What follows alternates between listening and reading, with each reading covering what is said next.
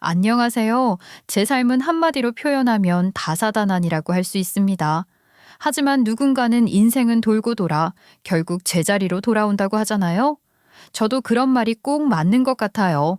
살아오면서 겪었던 일들을 하나하나 되짚어 보면요. 정말 인생은 예측할 수 없는 방향으로 흘러가는 것 같더라고요. 저는 이런저런 어려움을 겪으면서도 끝까지 버텨내면 웃을 날이 온다는 믿음 하나로 여기까지 올 수 있었어요. 제 이야기를 들으시면 아마 공감되는 부분도 있으실 거고, 아니면 저 사람은 어떻게 저런 일을 겪고도 견뎠을까 궁금하실지도 모르겠네요. 오늘은 제가 겪은 이야기들을 솔직하게 풀어보려고 합니다. 제가 글을 쓰면서 느꼈던 감정들이 독자분들께도 전해졌으면 좋겠어요. 누군가 제 경험을 보면서 조금이라도 위안을 얻거나 혹은 자신을 돌아볼 수 있는 계기가 된다면 더할 나위 없이 좋을 것 같아요. 저는 40대 초반으로 지금은 직장을 다니면서 중학생 딸을 키우고 있는 워킹맘이에요. 아이가 사랑받고 있다는 걸 충분히 느낄 수 있도록 많이 신경 쓰고 있습니다. 저는 화목한 가정에서 외동딸로 자랐는데 어릴 때를 돌아보면 부모님이 항상 저에게 아낌없이 사랑을 주셨던 기억으로 가득 차 있어요. 부모님은 사이도 정말 좋으셔서 제가 엄마 아빠처럼 살고 싶다고 노래를 부를 정도였죠. 오죽하면 닮고 싶은 사람은 엄마, 이상형은 아빠였다니까요. 이렇게 말씀드리면 꼭 엄청난 금수저를 물고 살았던 것 같지만요. 저희 집은 제가 어렸을 때까지만 해도 가난했습니다. 저는 어릴 때 사업보다 물려 입은 옷이 훨씬 많았죠. 한 번은 겨울철 난방비를 감당하지 못해 온 가족이 한데 뭉쳐 작은 전기 히터 하나로 추위를 버텨야 했던 적이 있었어요. 그때 엄마는 아무렇지 않은 척 옆집을 통해 따뜻한 차를 끓여오시며 우리가 마치 캠핑을 나온 것처럼 분위기를 띄우셨고, 아빠는 담요와 침낭을 껴입은 채로 제게 동화책을 읽어주셨죠.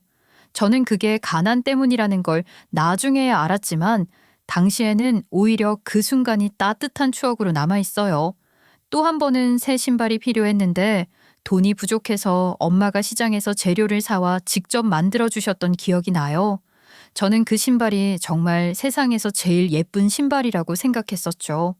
이런 작은 추억들이 쌓이면서 우리 가족은 비록 가난했지만 마음만은 누구보다 부유하게 살았던 것 같아요. 게다가 이런 와중에도 아빠는 기념일을 그냥 지나치지 않으셨는데요.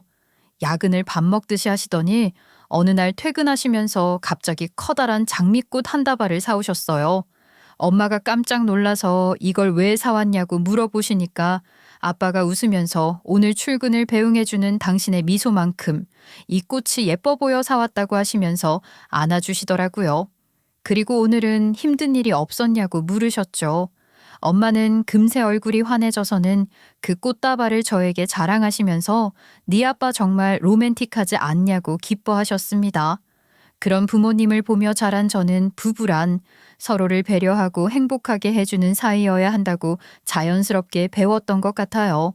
엄마는 집안일을 척척 해내면서 제가 하고 싶은 일이나 좋아하는 걸 찾아내는데 정말 열정적이셨고, 아빠는 항상 바쁜 와중에도 주말마다 시간을 내어 저와 놀아주셨죠. 저희 가족은 작은 일에도 크게 웃고 가끔 다툴 때가 있더라도 결국 서로를 더 이해하게 되는 그런 가족이었어요. 그래서인지 저도 제 딸에게 그런 따뜻함을 물려주고 싶다는 마음이 늘 가득하답니다. 제가 이렇게 저를 소개하면 꼭 결혼도 운명적인 만남으로 했을 것 같겠지만 전혀 아니에요. 남편과는 소개팅으로 만나 연애를 시작했거든요. 그날 남편은 깔끔한 셔츠를 입고 약간 긴장한 얼굴로 나타났는데 첫인상이 꽤 괜찮더라고요. 처음엔 서로 간단한 이야기를 나누다가 남편이 좋아하는 책에 대해 말하기 시작했는데 너무 열정적이었어요. 게다가 저희 대화 중에도 식당에서 일하시는 분들에게 항상 공손하게 말하고 고맙다고 인사하는 모습을 보며 이 사람 괜찮다는 생각이 들었죠. 그날 이후로 남편과 자연스럽게 연락을 이어가면서 점점 가까워졌어요. 그리고 연애를 하던 중에 결혼까지 결심하게 된 건 남편의 사연을 듣게 되면서부터였습니다. 사실 나는 아버지가 일찍 돌아가셔서 그 빈자리가 너무 컸어.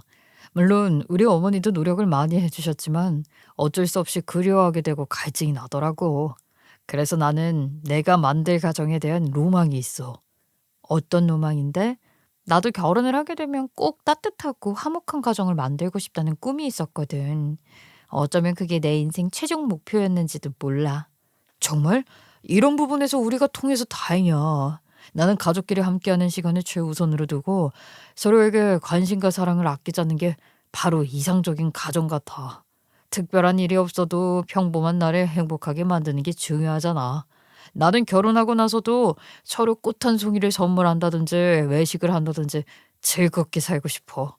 남편은 웃음기 없이 자신의 이야기를 말했는데요. 그 순간 이 사람과 함께라면 제가 꿈꿨던 가정을 이룰 수 있겠다는 확신이 들었어요. 남편도 마찬가지인 것 같았죠. 그렇게 저희는 자연스럽게 미래를 꿈꿀 때 서로를 넣기 시작했습니다. 그렇게 결혼했고 얼마 지나지 않아 금방 딸도 낳았어요. 그런데 출산하고 나서 막상 의외였던 점이 하나 있었는데요. 친정에서는 저희 딸을 눈에 넣어도 아프지 않을 만큼 예뻐해 주셨는데 시어머니는 딱히 관심이 없으시더라고요. 남편이 워낙 다정해서 저는 당연히 시어머니도 그런 분이실 줄 알았어요. 그런데 시어머니는 독특하신 분이셨습니다. 예, 너도 이제 애를 하나 낳아 키우고 있으니까 엄마라는 게 얼마나 힘든지 알겠지? 그런데 나는 네 시누이까지 둘을 키웠다.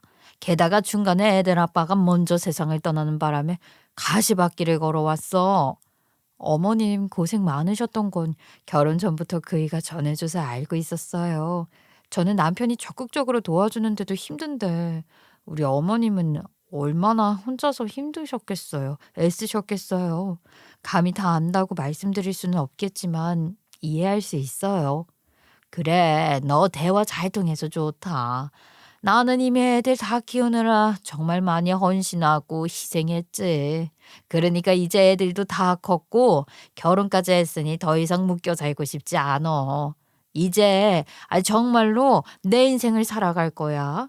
그러니까 너도 괜히 애 키우면서 시어머니 손길 기대하지 말어라. 시어머니는 자신만의 삶을 중요하게 여기시는 분이었어요. 이제는 자유롭게 살겠다고 선언하시는데 저는 그 말이 멋지게 들리기도 했어요. 사실 친정에서 저희 딸이 충분히 사랑받고 있었기 때문에 시어머니의 무관심이 딱히 섭섭하지도 않았고요. 게다가 이렇게까지 선언하시는 분이면 괜히 시짜질로 저 괴롭히지는 않을 거잖아요. 안부조차 궁금해하지 않는 건 좀 신기하긴 했지만 남편도 딱히 문제 삼지 않길래 저도 그런가 보다 했어요. 다만 저희 친정에서 이걸 아시고 좀 걱정하시더라고요. 친정 엄마가 저한테 서운하지 않냐면서 장남이 결혼한 거고 첫 손녀인데 이 정도로 무심하면 좀 너무한 거 아닌가 싶다고 하셨어요. 저는 억지로 봐주겠다고 하면서 괴롭히는 것보다 100배 낫다고 웃었죠. 저도 남편과 잘 살고 있고 우리 딸도 예쁘게 잘 크고 있는데 그거면 된 거 아니겠냐고 덧붙였고요. 이런 대화는 한두 번으로 끝나지 않았는데요. 친정엄마는 시어머니에게 나름 기대했던 부분이 있었던 것 같아요. 하지만 저는 처음부터 기대하지 않았기 때문에 마음이 더 편했던 것 같아요. 제가 시어머니의 사랑을 받으려고 결혼한 것도 아니잖아요. 시어머니와의 사이에 적당한 거리감이 있는데 저는 그게 오히려 더 편안하게 느껴졌던 거예요. 그렇게 저는 이왕 결혼한 거 시어머니랑 엄청 친하지는 않더라도 큰 갈등 없이 사이좋게 지내고 싶다고 생각했어요. 그런데 어느 날 시댁에 갔더니 시어머니가 갑자기 자기 외롭다면서 남자를 소개시켜달라고 닥달을 하시더라고요.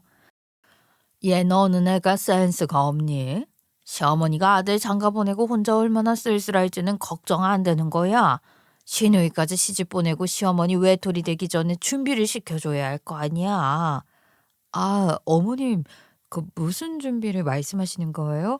혹시 합가하자는 뜻일까요? 어머니 여기저기 잘 다니시길래 딱히 외로워하시는 줄은 몰랐어요. 갑자기 합가를 준비하는 건 좀 그렇고 남편이랑 상의해 볼게요. 무슨 합가야? 그런 눈치 없는 소리 하지 말고 남자를 소개시켜 달라는 말이잖아. 너는 내 또래 남자 뭐 아는 사람 없을 테니까 너희 엄마한테 부탁 좀 해봐라. 이런 걸 꼭 내가 시켜야 하니? 이런 건 네가 먼저 와서 물어봐야 하는 거다. 솔직히 당황스러웠지만 일단 말씀을 들어보니 저희 엄마가 전통찻집을 운영하시는데 거기에 60대 이상 손님들이 많으니까 그중에 자기 인연 하나쯤은 있지 않겠냐는 논리더라고요. 솔직히 저는 반대하고 싶었어요. 젊은 사람들끼리도 남녀 사이 주선하는 건 고달픈 일이라고 생각해왔고 게다가 엄마랑 시어머니는 사돈 사이인데 이런 식으로 엮이는 건 막고 싶었거든요. 우리 엄마가 얼마나 불편하시겠어요. 저는 최대한 정중하게 엄마 찻집에 오는 손님들 대부분 이미 결혼을 하셨거나 그냥 손님과 주인장일 뿐이라서 사적인 연이 없는 분들이 많기 때문에 쉽지 않을 거라고 말씀드렸죠. 게다가 엄마는 한자리에서 장사를 오랫동안 해오고 계시기 때문에 손님들과 개인적인 관계로 엮이는 건 좀 조심스러울 수밖에 없다고 설명드렸는데 시어머니는 전혀 듣지 않으시더라고요. 저는 이쯤에서 남편이 선을 그어주기를 바랐지만 그냥 시어머니의 적극적인 태도를 흐뭇하게 여기는 것 같았어요. 시누이도 마찬가지로 시어머니가 꼭 소녀 같다면서 칭찬하기만 했죠. 그렇게 제가 한사코 말리며 이해를 구해봤지만 시어머니는 이미 우리 엄마한테 따로 연락까지 하셨더라고요. 제가 걱정할까봐 엄마는 처음에 숨기려 애쓰셨지만 시어머니가 계속 징징거리는 바람에 솔직하게 털어놓으셨어요. 저에게 한숨을 쉬며 며칠째 시어머니가 아침부터 전화를 걸어와 계속 같은 부탁을 집요하게 하는 중이라 하셨고 엄마가 전화를 받지 않으면 아빠한테까지 연락하며 끈질기게 부탁하는 상황이라 하시더군요. 그래서 저는 시어머니에게 따로 연락을 드려서 엄마는 배달 전화 받으셔야 하니까 사적인 걸로 영업 방해하지 않으셨으면 좋겠다고 말씀드렸어요. 하지만 결국 시어머니는 엄마의 찻집까지 직접 찾아오시고 말았죠. 사돈, 제가 부탁하는 게 부담이 되시는 것 같길래 직접 왔습니다. 여기 앉아서 목 축이면서 손님들 좀 몰래 볼게요. 그건 괜찮죠? 저도 손님으로서 앉아 있는 거니까요. 여기 오고 가는 남정네들 중에 마음에 드는 사람이 있나 좀 봐야겠네요. 마음에 드는 분을 찾으신다고 해도 이미 가정이 있는 남자분들이 많으실 텐데요. 시간 헛되게 쓰실까 봐 걱정스러우니까 그냥 돌아가시는 게 좋겠어요, 사돈. 여기는 혼자 오시는 분들이 그리 많지 않답니다. 아이고, 시간 헛되게 쓴다고 생각하니까 걱정 마세요. 남자가 찾아오지 않으면 제가 직접 나서야 하는 법 아니겠습니까? 요즘 그냥 적적하기만 해서 누구라도 물어서 돌아가야겠어요, 제가. 그러니까 사돈은 저 신경 쓰지 말고 장사나 하시죠. 엄마는 난감해 하시면서 어떻게 좀 말려줄 수 없겠냐고 하셨지만 저는 솔직히 저희가 무슨 말을 해도 듣지 않으실 거라는 생각이 들어 어찌 할 도리가 없었습니다. 그러다가 시어머니는 결국 찻집에서 단골 손님 한 분을 보고는 마음에 든다고 하시며 그분을 소개해달라고 난리를 치셨는데요. 엄마는 단골 손님이긴 하지만 그분의 사생활에 대해 정확히 아는 바가 없어서 망설이셨어요. 그런데도 시어머니는 우리 나이쯤 되면 이상한 사람들은 이미 다 저 세상에 가버렸다고 괜찮을 거라며 자신만만하게 소개를 받겠다고 하시더라고요. 그 말이 어찌나 기가 막히고 당황스러웠는지 모르겠어요. 제가 남편과 시누이를 붙잡고 괜찮겠냐면서 걱정했는데 그 둘은 아무 생각이 없는 건지 그저 낙천적이더군요. 그렇게 시어머니는 엄마를 통해 강제로 소개를 받아내셨는데 제 걱정과 달리 생각보다 잘 맞는 것 같았어요. 사랑에 빠진 사람처럼 콧노래까지 부르며 다니셨고 남편과 시누이도 저를 칭찬하면서 한동안 시댁 분위기가 평화로워졌죠. 저는 드디어 시댁이 잠잠해지는 건가 싶어서 마음이 좀 놓였는데 웬걸요. 어느 날 갑자기 시누이에게 다급한 연락이 왔어요. 시어머니가 얼굴이 잔뜩 상한 채로 귀가해서는 집안이 난리가 났다는 거였죠. 알고 보니 시어머니가 좋아해서 사귀고 있던 손님은 사기꾼이었던 거예요. 시어머니는 만난 지 오래되지도 않았는데 그 사람에게 벌써 돈까지 뜯겼다고 하시더라고요. 시어머니는 자신이 평생 동안 아껴서 모은 돈이었다며 심지어 그 돈을 노잣돈 삼을 거였다고까지 말씀하시면서 울고불고 하셨어요. 솔직히 저는 그동안 손녀 용돈 한 번 준 적 없는 시어머니가 과연 그렇게 많은 돈을 갖고 있었나 의아하기도 했지만 상황이 워낙 심각해 보이니 가만히 듣고만 있었죠. 그런데 문제는 그 다음부터 시작됐어요. 시누이와 남편이 말리기는커녕 저를 칭찬할 때는 언제고 갑자기 태도를 바꾸더니 저와 엄마에게 화살을 돌리기 시작한 겁니다. 아이, 도대체 장모님은 왜 그런 사람을 소개시켜준 거래? 우리 어머니가 지금 얼마나 충격받았는지 알아? 한창 즐거워하시다가 상처 크게 받으셨다고. 우리 어머니 마음 어떡할 거야? 돈이 문제가 아니라고. 아유, 그러게 말이야. 이참에 언니나 어머니 인맥 좀 점검해봐야 하는 거 아니에요? 이런 일이 다시 생기면 어쩌려고 그래요? 어떻게 주변에 그런 음흉한 사람을 가만히 두고 있었대요? 언니가 좀 주의도 드리고 단속도 하고 하세요. 어머, 그게 왜 우리 엄마랑 내 탓이에요? 저랑 엄마는 분명히 말리려고 노력했어요. 근데 어머님이 우리 엄마 가게까지 쫓아와서 소개해달라고 조른 거잖아요. 그 단골 손님은 엄마의 지인도 아니었고요. 그냥 가게 와서 차만 드시고 가는 사람이었다고요. 경고했는데도 어머님이 직접 콕 집어서 그렇게 끈질기게 부탁하셨던 거라고요. 그래도 결과적으로 이렇게 됐는데 책임은 져야 하는 거 아니야? 우리 어머니 돈도 크게 잃었다고 하고 상처받으셨잖아. 그렇게 냉철하게 상황만 분석하고 있을 때가 아닌 것 같은데. 어떻게 어머니 마음을 회복시켜드릴지부터 고민해야지. 제가 왜 책임을 지나요? 자식들이야말로 시어머니가 정체불명의 남자랑 친하게 지내시는 걸 말렸어야 하는 거 아니에요? 정말 어처구니가 없어서 말문이 막히더군요. 그렇지만 시어머니가 그 나이에 사기를 당해서 울고 계신 모습을 보니 그냥 넘어가 주는 게 도리라는 생각도 들었죠. 결국 제 차를 시어머니와 같이 쓰게 된 걸로 이번 사건은 일단락되었어요. 사실 저는 회사가 집이랑 가까워서 차를 쓸 일이 많지 않았기 때문에 이 정도로 시어머니를 진정시킬 수 있다면 차라리 싼 값에 끝냈다고 생각하기로 했습니다. 그러던 어느 날 시누이가 결혼하게 된다는 소식이 들려왔어요. 솔직히 저는 속으로 다행이라는 생각이 먼저 들었죠. 노처녀로 남아 계시는 것보다는 나을 테니까요. 무엇보다 시누이가 결혼해서 자신의 가정을 꾸리게 되면 조금이라도 저와 시댁 사이에서 참견하는 일이 덜어질 거라는 기대가 생겼답니다. 그렇게 기쁜 마음으로 저는 청첩장을 받으러 시댁에 갔는데 시어머니께서 상견례 후기를 들려주시겠다며 하루 종일 사돈 자랑을 늘어놓으시는 거예요.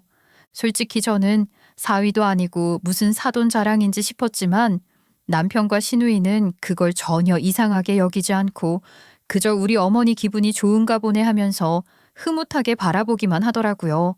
그 모습을 보고 있자니 이 집안은 특이하다는 생각이 들었어요. 아유, 우리 사돈께서 얼마나 젠틀하시고 인물이 좋으신지 몰라. 상견례 자리에서 딱 앉으시는데 어디 연예인 한 분이 들어오시는 줄 알았다니까. 목소리도 얼마나 차분하고 매너가 좋으신지. 아유, 정말 저런 분이 어떻게 우리 사돈이 됐나 싶더라고. 어휴, 그러세요? 어머님이 그렇게 자랑하시는 걸 보면 상견례 자리 분위기가 훈훈했나 봐요. 근데 어머님, 사돈어른 말고 사위 되실 분은 어떠셨는지가 궁금해요.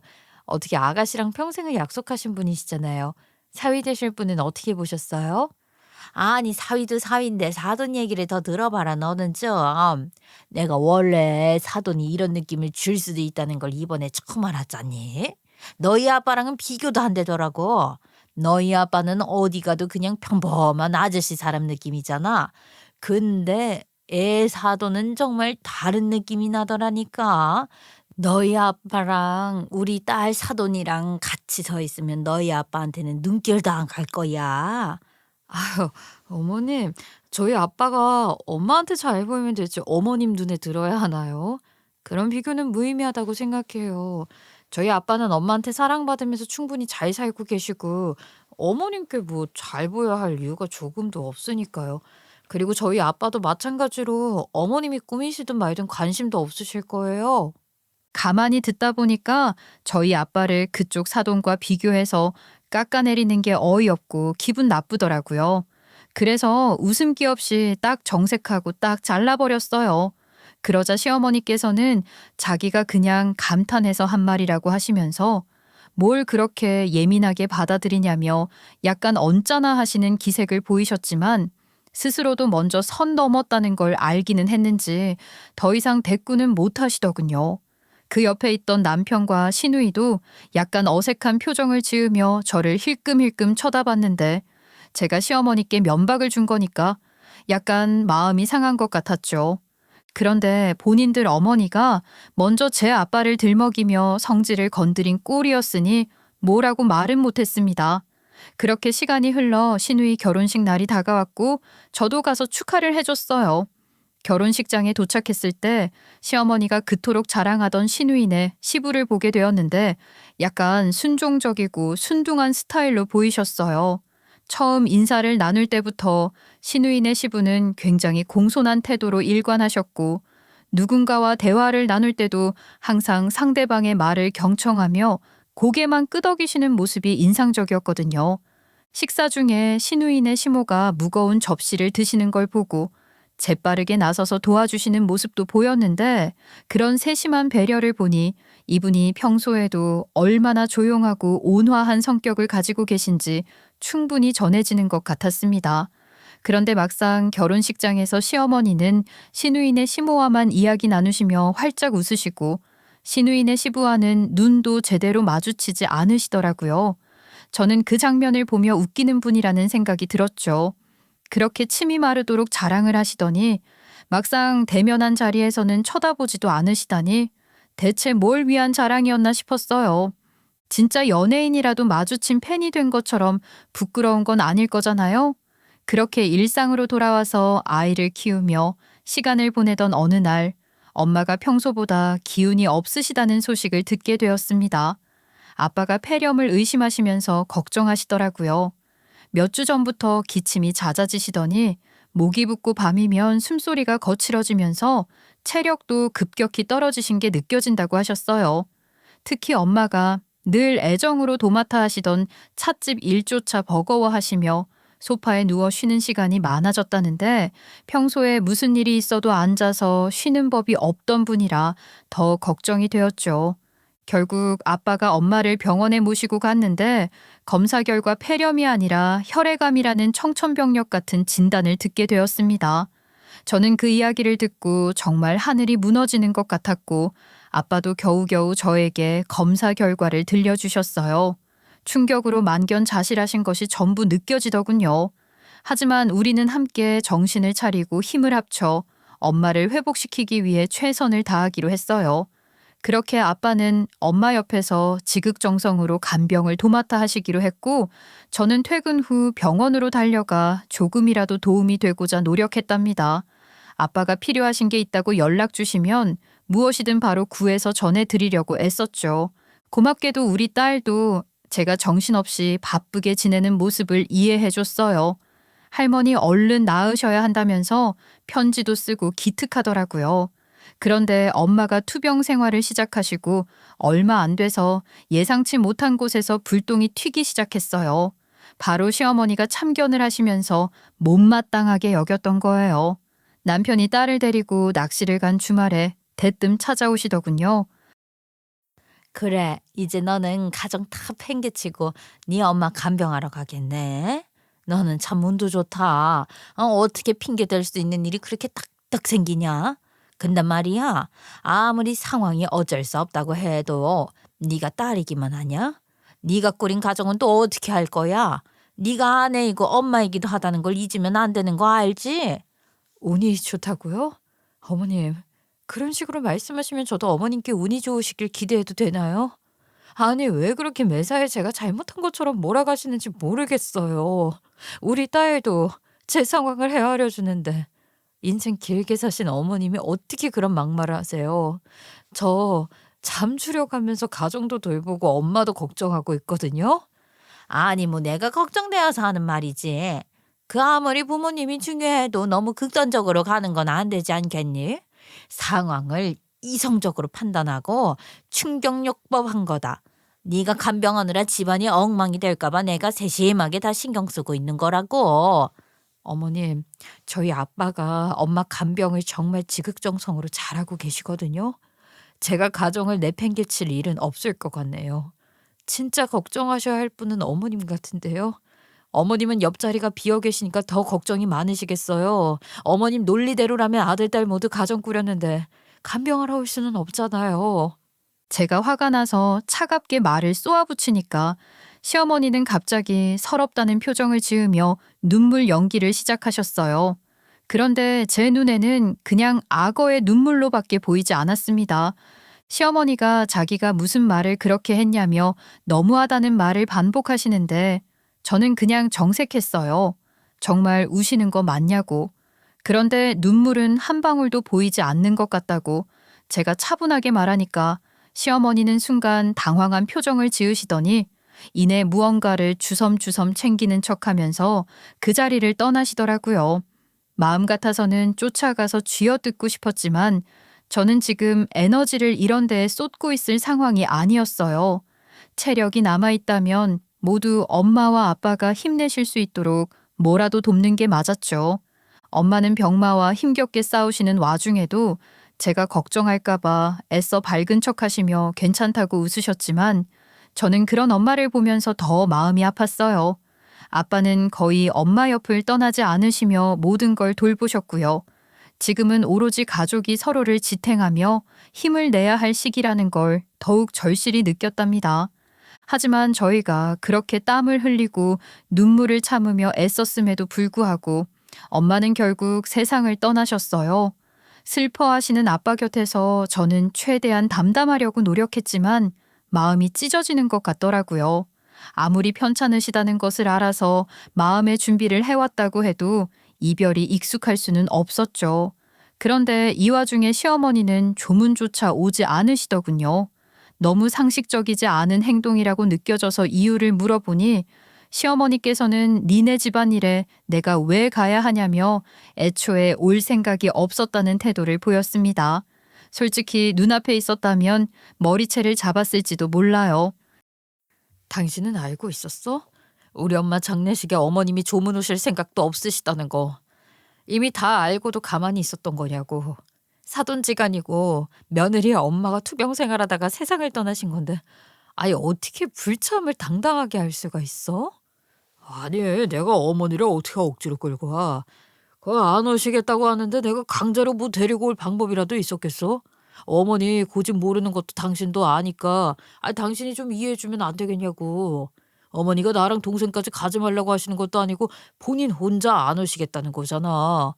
그니까 당신은 어머니의 이런 행동을 이해하고 납득한다는 거야? 지금 당신의 장모님이 돌아가신 건데도 세상 사람들한테 다 물어보라고 해. 이걸 그냥 그렇구나. 넘어갈 수 있구나. 라는 사람이 얼마나 있는지. 내가 지금 여기 같이 있으면 된 거 아니냐고. 내가 3일 같이 있겠다니까. 어쨌든 우리 어머니는 나 아니었으면 너희 집이랑 그냥 남남인 거잖아. 내가 같이 있는 게 더 중요한 거 아니겠어?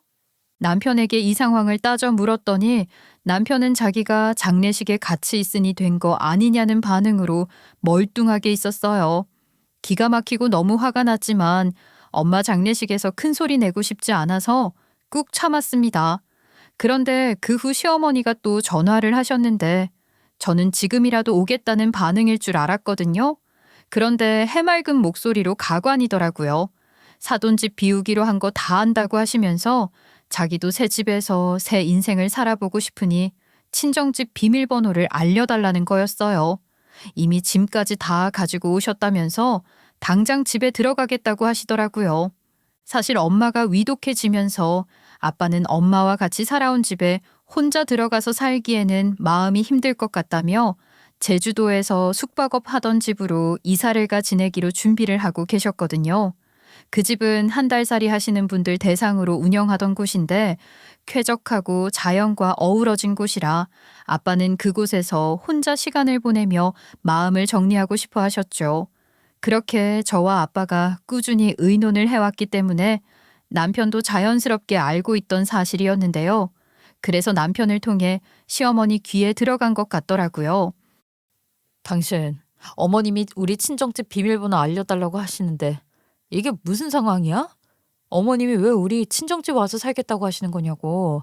장례식 조문도 오지 않았으면서 우리 엄마가 살았던 공간에 멋대로 이사 준비하신다는 게 이게 말이 돼? 아니, 그 집 이제 비어있게 되는 거잖아. 나중에 장인어른 돌아오고 싶다고 하시면 그때 나가면 되는 거 아니야? 우리 어머니가 거기 점령해서 뭘 다르게 쓰겠다는 것도 아니잖아. 장인어른도 당분간 그 집에서 못 살 것 같다고 먼저 말씀하셨고, 그 집은 어머님이 새 인생 시작하라고 비워둔 곳 아니고 우리 아빠가 엄마와의 추억을 시간을 갖고 정리하시려고 놔두기로 한 거야. 어머님이 인생을 즐길 권리를 말씀하시면 어머님 집에서 하셔야지. 남의 집을 강탈하려고 하면 당신이 말려야지. 강탈이라니. 그 말이 좀 심하네. 집이 그냥 비워둔다고 되는 게 아니야. 자고로 집에는 사람이 살아야 낡지 않는 법이라고. 오히려 고맙게 생각하셔야 하는 거 아닌가? 어차피 장인어른이 제주도에 가실 건데 피차 서로서로 괜찮은 방안이지. 남편이 뻔뻔하게 나오니까 저는 너무 화가 나서 이대로는 더 이상 말이 안 통하겠다고 생각했습니다. 그리고 상주 휴게실로 들어가 시어머니에게 다시 전화를 걸었어요. 시어머니는 얼른 비밀번호 내놓으라고 눈치 없이 굴더라고요. 하지만 저는 이제 참아줄 마음이 바닥나 있었고 숨겨왔던 비장의 무기를 꺼낼 순간이었죠. 저는 기대에 부푼 시어머니의 말을 잘라 먹고 반기를 들었어요. 그동안 제 차에서 무슨 짓을 해왔는지 다 알고 있고 블랙박스 자료도 가지고 있으니 장례식 끝나고 보자고 단호하게 경고한 거예요. 사실 몇 주 전 병원에 가는 길에 차를 누군가 살짝 박은 흔적이 있어서 블랙박스를 확인하기 위해 영상을 돌려본 적이 있었는데 거기서 시어머니가 시누이네 시부와 제 차를 타고 다니면서 밀회를 즐기는 모습이 찍혀 있었던 거예요. 그걸 보고 어처구니가 없고 기분이 너무 더러웠지만 당시에는 엄마 간병으로 정신이 없어서 그냥 덮고 넘어갔었거든요. 그런데 시어머니가 이번에 저한테 불을 지른 겁니다. 제 경고를 받은 시어머니는 제가 뭔 얘기를 하려는지 단번에 눈치를 채신 것 같더라고요. 그날 저녁 장례식장으로 달려와서는 저를 불러내 얼굴이 하얗게 질린 채로 싹싹 빌기 시작하셨어요. 비밀을 지켜달라고 애원하면서 조문객 맞이하는 것도 도와주겠다며 눈치를 살피셨죠. 저는 아무 대답도 안 하고 그냥 돌아와서 장례식장을 지켰고요. 그랬더니 알아서 똥줄이 탔던지 장례식 3일 내내 시어머니는 귀가하지도 않고 쪽잠 자면서까지 제 옆에 붙어서 조문객들을 맞이하며 혹시나 제가 뭐라고 할까봐 잔뜩 긴장한 모습이었어요.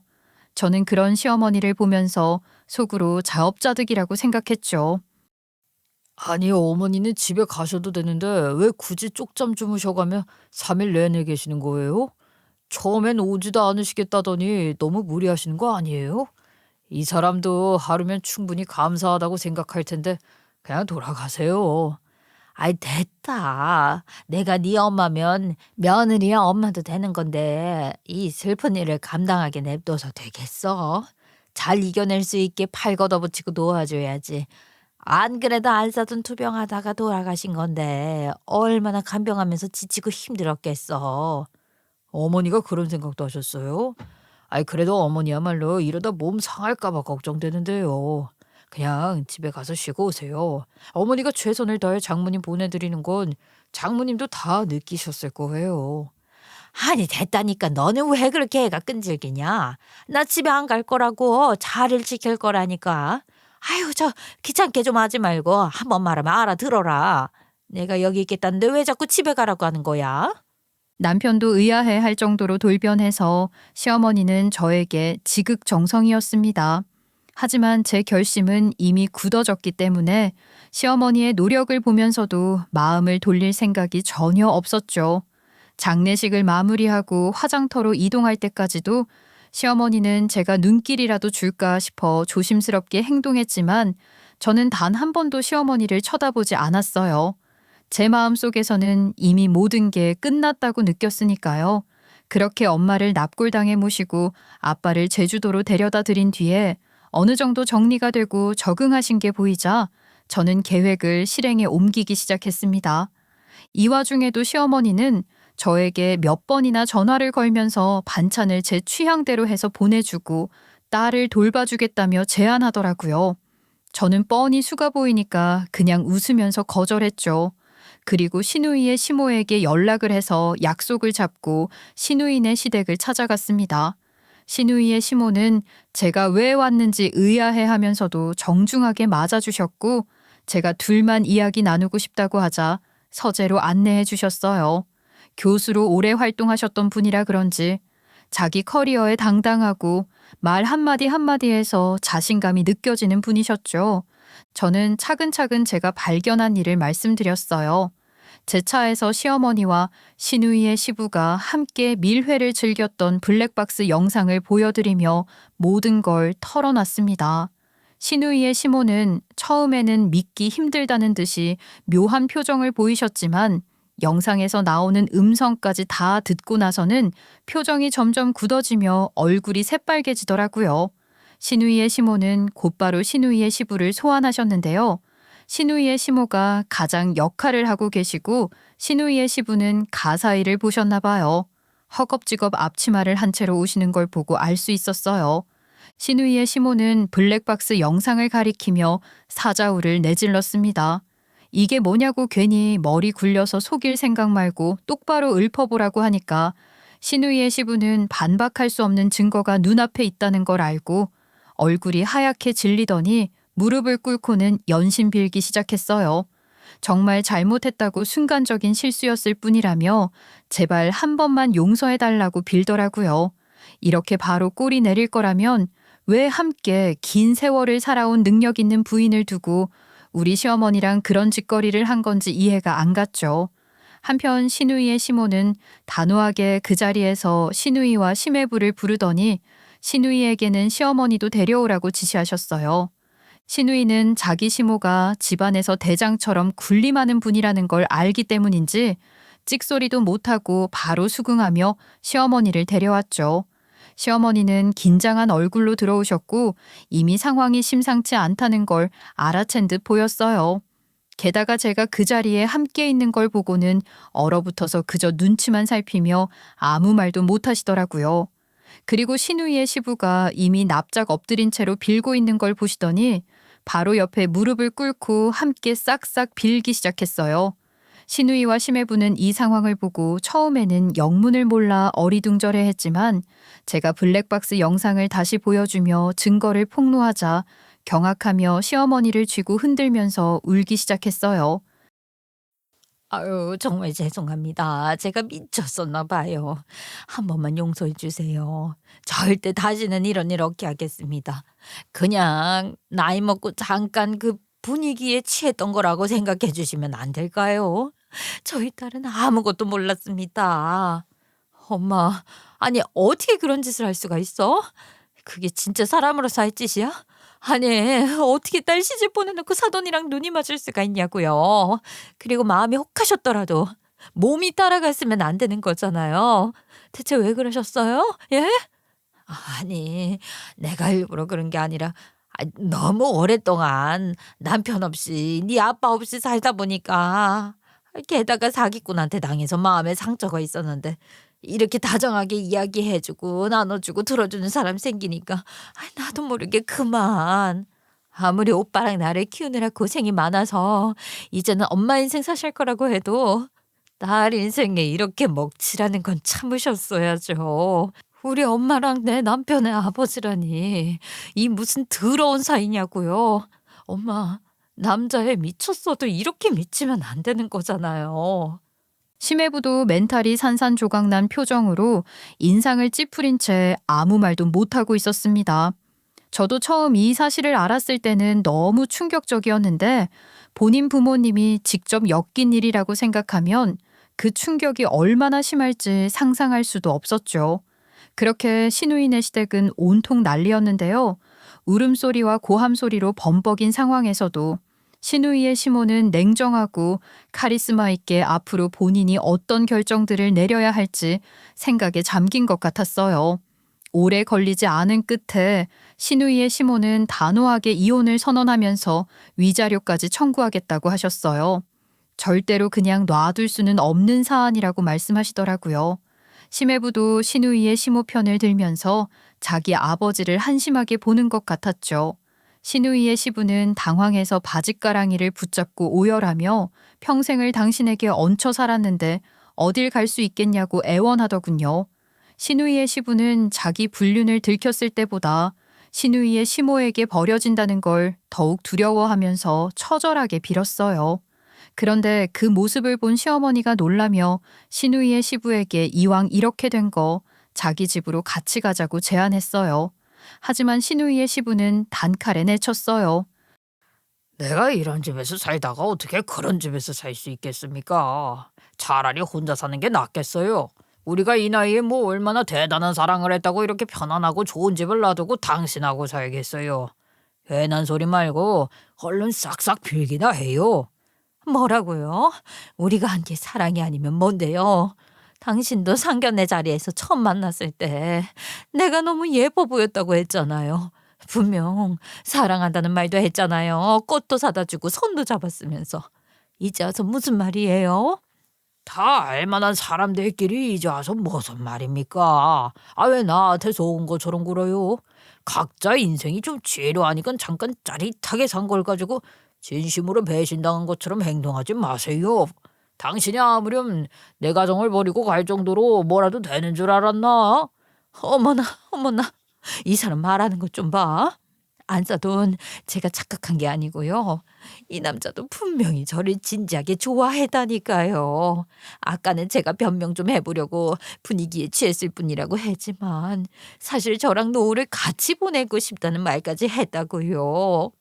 신우이의 시부는 자기 부인이 가진 능력과 재산을 포기할 수 없어서 시어머니를 배반하고 엉엉거리기만 했습니다. 그 소리에 시어머니는 또 충격을 받으신 듯 했어요. 결국 신우이의 시부에게 버려지기까지 한 거였으니까요. 하지만 금방 표독스러운 얼굴로 신우이의 시부를 물귀신처럼 끌어내리더라고요. 저는 속으로 쓴웃음을 지었어요. 이판사판이 되어서 이 불바다는 분위기가 식을 줄을 몰랐죠. 저는 그 난장판을 뒤로 하고 이제 제가 할 일은 다 끝냈다고 생각하며 자리를 떠났습니다. 그리고 집으로 돌아오는 길에 남편에게 전화를 걸어 모든 상황을 보고했죠. 어때? 이게 당신 가족의 실체인 것 같은데?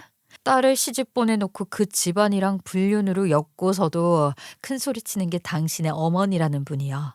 그리고 이건 단순히 인맥 점검으로 끝날 일이 아닌 것 같네. 난 이제 이런 집안이랑 엮이고 싶지 않거든. 그러니까 우리 이혼하자. 이혼? 아, 뭔 이혼이야? 어머니가 잘못하신 건 맞지만 왜 내가 그걸로 피해를 봐야 해? 내가 뭘 그렇게 잘못했다고 이혼까지 가야 하냐고. 내가 어머니랑 사돈 어른 사이를 소개시켜준 것도 아니고 도와드린 것도 아니잖아. 그래, 당신은 잘못 없고 어머니가 잘못하신 거 맞지. 근데 당신은 우리 엄마가 지인도 아닌 사람 소개시켜줬다고 나한테 엄마 인맥 점검하라면서 그렇게 뭐라 난리를 쳤잖아. 그것도 우리 엄마가 주선한 것도 아니고 당신 어머니가 조른 거였는데. 남편은 제 말에 조금도 반박하지 못하면서도 이혼만은 안 된다는 말만 앵무새처럼 반복했어요. 저는 더 이상 말이 통하지 않을 거라는 걸 깨닫고 전화를 끊었고요. 그 후로 남편이 몇 번 더 연락을 해왔지만 저는 이미 마음을 굳힌 상태였습니다. 이런 상황에서 더 이상 시간을 낭비할 이유가 없다는 생각뿐이었거든요. 결국 제 강경한 태도에 남편은 두 손 두 발 다 들고 이혼에 동의할 수밖에 없었어요. 딸도 저와 살고 싶어 했기 때문에 양육권도 자연스럽게 제가 가져갔고 양육비도 일괄로 받을 수 있었죠. 모든 정리가 끝나고 나니 마음이 한결 가벼워지더라고요. 이 과정에서 그동안 쌓였던 긴장감과 억울함이 조금씩 해소되는 걸 느꼈고 딸과 함께 새로운 삶을 시작할 준비를 할 수 있었어요. 전 시누이도 결국 이혼을 당했다고 했습니다. 솔직히 전 시매부 입장에서도 그 상황에서 같이 살 수는 없었겠죠. 저라도 아이 없을 때 갈라서는 게 낫겠다고 판단해서 바로 이혼했을 거예요. 그렇게 전 시누이도 혼자가 되었고 전 시어머니도 전 시누이의 시모에게 제대로 응징당했다고 했어요. 위자료를 왕창 뜯긴 데다 동네에 소문이 다 나서 결국 야반 도주를 했다고 하더라고요. 전 시누이의 시모가 이혼까지 했기 때문에 전 시어머니가 그걸 기회라고 생각했는지 전 시누이의 시부한테 다시 한번 같이 살아보겠냐고 질척거렸다가 대차게 거절당했다고 했어요. 그 과정에서 전 시누이와도 의가 완전히 상했고 전 시댁은 가족끼리 완전히 산산조각이 난 상태가 되었다고 했죠. 전 시어머니가 자기 사랑에 눈이 멀어 고른 선택지가 자식들의 가정에도 본인과 자식들 간의 사이도 끊어지게 만든 거예요. 결과적으로 모두가 불행해지는 길을 선택한 셈이었죠. 이 모든 걸 제가 어떻게 알았냐면 전 남편이 동정심을 유발하려고 연락을 해왔기 때문이에요. 상황이 이렇게 됐다면서 힘들다고 하소연을 했는데 저는 듣는 내내 그냥 자업자득이라고 생각했어요. 그동안 제가 겪었던 일들을 떠올리면 전 남편의 말에 조금의 연민도 느껴지지 않았더라고요. 오히려 그 말을 들으면서 제가 얼마나 참아왔는지 새삼 느끼게 됐을 뿐이었어요. 어머니도 그렇고 내 동생도 그렇고 우리 가족은 이제 다 끝나버렸어. 나한테는 이제 아무것도 남지 않았다고. 그러니까 당신이 나한테 온정을 베풀어 줄 수는 없을까? 잘못했어. 나한테는 이제 당신과 우리 딸밖에 안 남았어. 온정은 개뿔 무슨? 내가 그동안 어떻게 참아왔는지 당신이 알면서도 그런 말을 할 염치가 있는 거야? 당신의 가족들이 벌인 일인데 왜 나한테 도와달라고 하는 거야? 다들 자기 잘못의 대가를 치른 것뿐이야. 당신도 내 가족이 될 자격을 스스로 버린 거라고. 그래도 긍정적으로 생각해보면 이제 당신은 시댁 때문에 고생할 걱정 안 해도 된 거잖아. 그냥 나랑만 오순도순 딸 키우면서 재미나게 살아가면 되는 건데 나를 걷어주면 안 되겠어? 나 너무 외로워. 아니, 당신이랑 살면서 상식적이지 않은 상황을 너무 많이 마주했어. 나는 이제 그런 것 때문에 골머리 썩고 싶지 않아. 당신은 가정을 꾸리는 로망이 있었댔지만 당신의 의무와 역할에는 조금도 신경 쓰지 않는 입만 둥둥 떠 있는 인간이었던 거야. 전 남편은 더 이상 아무 말도 못하고 전화를 끊더라고요. 그 이후로 저는 더 이상 엮이고 싶지 않아서 연락을 완전히 끊으려고 했는데 전 남편이 고용한 변호사의 요구로 어쩔 수 없이 면접 교섭일을 잡았어요. 솔직히 가기 싫었지만 제가 이혼했다고 해서 딸의 천륜을 끊어버릴 수는 없는 노릇이었죠. 그런데 만나자마자 전 남편이 애를 빌미로 또 재결합을 요구하는 거예요. 자기가 잘못한 게 아니라는 걸 계속 어필하는데 듣고 있자니 정말 어이가 없더라고요. 과거의 일들은 모두 잊고 다시 시작하자는 태도는 저를 더 화나게 했습니다. 제가 본인과의 재결합을 계속 무시하는 게 꼭 딸을 위한 일을 안 하는 것처럼 궤변을 늘어놓더군요. 아이가 이런 상황을 어떻게 받아들이고 있을지 걱정스러웠는데 딸의 반응은 제 예상을 완전히 뛰어넘었어요. 아빠, 외할머니 잘못도 아닌 걸로 엄마한테 뒤집어 씌워서 눈치 줄 땐 언제고 이제 와서 말을 바꾸면 어떡해요? 나도 아빠가 믿음직스럽지 않은데 엄마가 어떻게 다시 같이 살고 싶겠어요. 자꾸 제 핑계 대지 않으셨으면 좋겠어요. 저도 이제 아빠가 보고 싶지 않아요.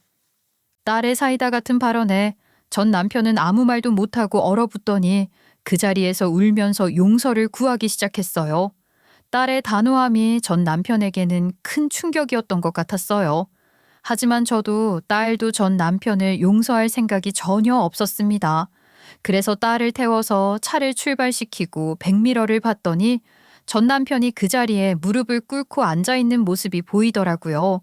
하지만 제 마음은 이미 단단히 다친 상태였어요. 딸도 창밖을 보며 아무 말 없이 고개를 돌렸고 저는 그저 앞으로 딸과 함께 살아갈 평화로운 일상만 생각하기로 했어요.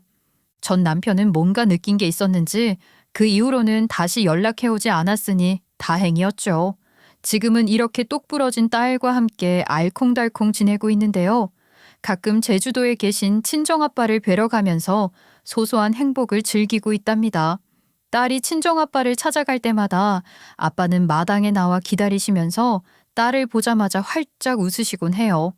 늘 준비해둔 간식을 내오시면서 우리 손녀가 이거 좋아하는 거 다 기억하고 있다면서 할아버지가 미리 준비했다고 흐뭇해하시죠. 딸이 마당에서 강아지와 뛰어놀 때마다 아빠는 사진을 찍으시며 꽃이 몇 송이가 피어도 손녀가 찾아와 준 집처럼 생기가 돌지는 않는다고 하세요. 딸이 할아버지와 나란히 앉아 귤을 까먹으며 도란도란 이야기를 나눌 때마다 아빠의 표정은 세상을 다 가진 듯한 행복으로 가득 차 있어요. 이런 소소한 순간들이 저희 가족에게는 가장 큰 위로이자 기쁨이에요. 꼭 어릴 때 사랑으로 가득했던 그 시절로 돌아간 것 같은 기분이 들어요. 모든 게 끝나고 나니 제가 정말 후련해졌다는 걸 매 순간 느끼고 있습니다. 이제 저희 가족의 새로운 시작이 펼쳐지는 것 같아요. 사실 이 이야기를 꺼내는 게 쉽지 않았어요. 되짚어 볼 때마다 마음이 아프기도 했고 또 그때의 감정이 생생하게 되살아나곤 했거든요. 하지만 제 이야기가 누군가에게 위로가 되거나 용기를 줄 수 있다면 그걸로 충분히 보람을 느낄 수 있을 것 같아요. 제가 경험한 것들을 통해 여러분도 조금이나마 희망을 얻으셨으면 좋겠네요. 이 사연 끝까지 들어주셔서 감사합니다.